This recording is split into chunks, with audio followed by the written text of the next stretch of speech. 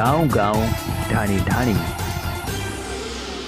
डग police ने 3 दिन पहले हुए सामूहिक दुष्कर्म के 4 आरोपियों को दबिश देकर गिरफ्तार करने में सफलता हासिल की है। प्रत्याधिकारी ब्रजमोहन मीणा ने बताया कि 3 दिन पहले 19 वर्षीय युवती के साथ जो अपने गांव से डग की ओर आ रही थी को अगवा कर ईश्वर सिंह निवासी पिपलिया खुर्द व उसके साथियों द्वारा सामूहिक रूप से गैंगरेप किया गया था, जिसके चारों आरोपियों ईश्वर सिंह, बालू सिंह, मेहरबान सिंह निवासी पिपलिया खुर्द व गोविंद सिंह निवासी सालरिया थाना पगारिया को घटना में प्रयुक्त 2 मोटरसाइकिल सहित संभावित स्थान पर दबिश देकर घटना के बाद मात्र 48 घंटों में ही गिरफ्तार कर लिया। गैंगरेप पीड़ित युवती का जिला चिकित्सालय झालावाड़ में दुष्कर्म संबंधित मेडिकल मुआयना करवाकर न्यायालय में 164 CRPC में बयान कराए गए। चौमेला से इसके मीडिया के लिए रमेश मोदी की रिपोर्ट।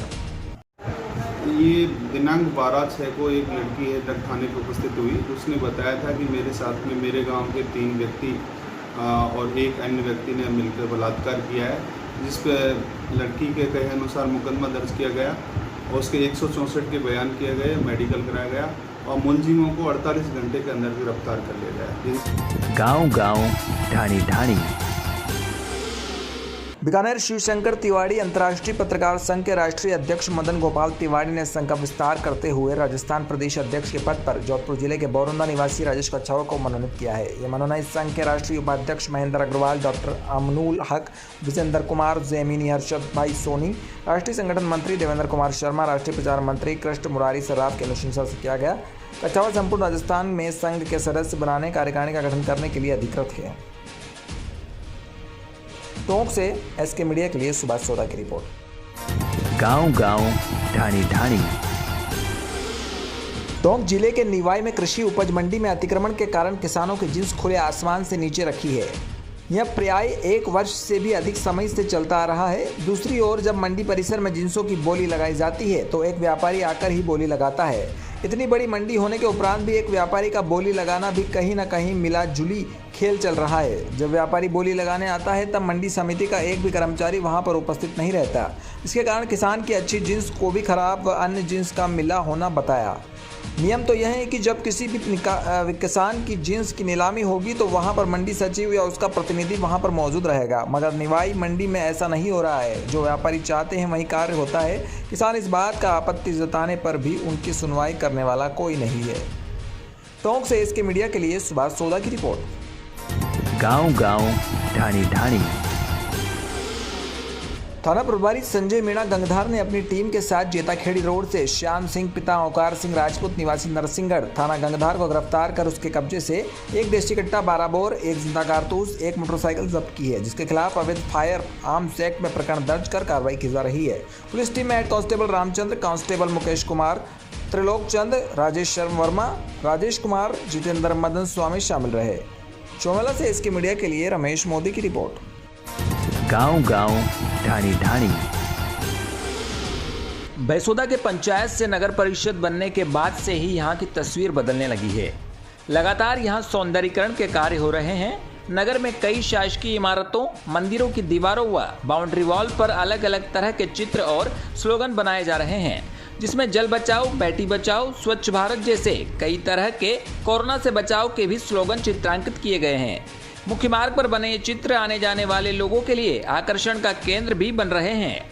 साथ ही कस्बे की प्रवेश सीमाओं पर कुल 4 स्वागत द्वार लगवाए गए हैं। रेलवे स्टेशन चौराहा पर स्थित भैंसोदा मंडी के स्वागत द्वार पर आई लव भैंसोदा लिखा हुआ इलेक्ट्रॉनिक बोर्ड भी आकर्षण का केंद्र बना हुआ है, जो हाल ही में युवाओं के लिए सेल्फी पॉइंट भी बनता जा रहा।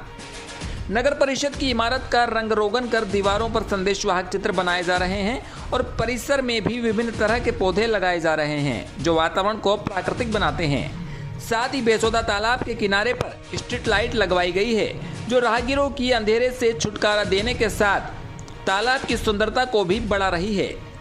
सीएमओ सुरेश यादव बताते हैं कि नगर परिषद द्वारा अभी तक सौंदर्यीकरण के कार्य करवाए जा रहे हैं, जिसमें वॉल पेंटिंग, सरकारी इमारतों व बाउंड्री वॉल पर रंग रोगन के साथ साथ हाल ही में 65 बेंच कंक्रीट की क्रय की गई है, जिसमें से कुछ तालाब के किनारे लोगों के बैठने के लिए लगवाई जाएगी।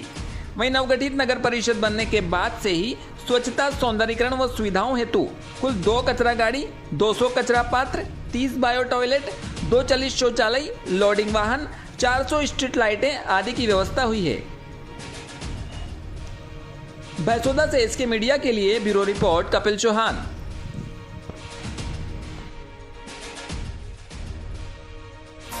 गांव-गांव, ढाणी-ढाणी।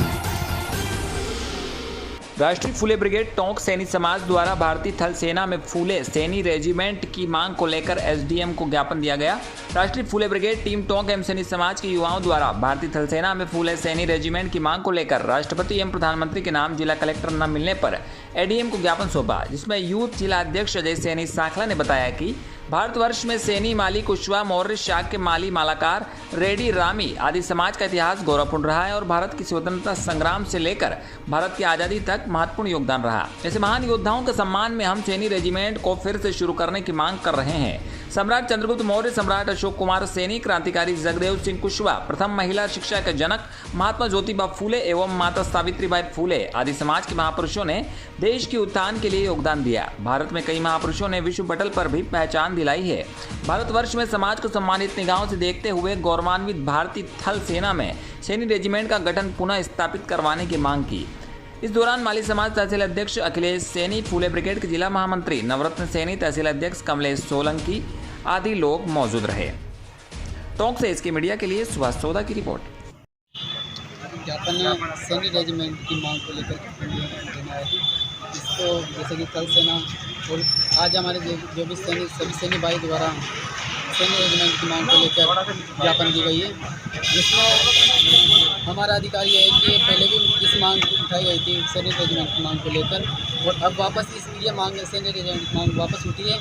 इसी के चलते आज सभी युवा साथी, सैनी समाज के युवा साथियों ने मिलकर ज्ञापन दिए, और जैसा कि आज साड़ा गेदरा के नारे भी इसमें लगाए गए हैं और सैनी एकता जिंदाबाद, ऐसे किस तरह की आश्वासन मिल रहा वहाँ पे? मतलब आज जैसा कि पूरे प्रदेश बाद राजस्थान के अंदर सैनी रेजिमेंट को लेकर ज्ञापन दिया गया है। जैसा कि पूरे प्रदेश की तहसीलों, जिलों सभी में मिलकर ज्ञापन दिया गया है एसडीएम को। गांव-गांव, ढाणी-ढाणी। समाज सेविका नीलिमा सिंह आमेरा ने एक नई पहल शुरू की है, जिसमें कोरोना काल में जिन परिवारों ने अपने परिवार के मुखिया को खो दिया है, उस परिवार को नीलिमा सिंह आमेरा ने टोंक प्रशासन और राज्य सरकार से मिलने वाली सहायता राशि के लिए पीड़ित परिवार के दस्तावेज एकत्रित करने की शुरुआत की है, ताकि उस परिवार को आर्थिक सहायता व राज्य सरकार की जन कल्याणकारी योजनाओं का लाभ दिलवाया जा सके। आगे भी वह ऐसे परिवार को चिन्हित कर उनको सरकार को सहायता राशि दिलाने में कोई कसर नहीं छोड़ेगी।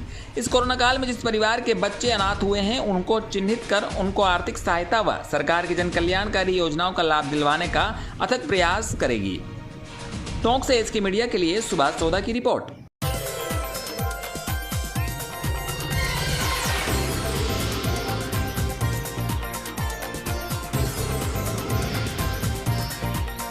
गांव-गांव, ढाणी-ढाणी।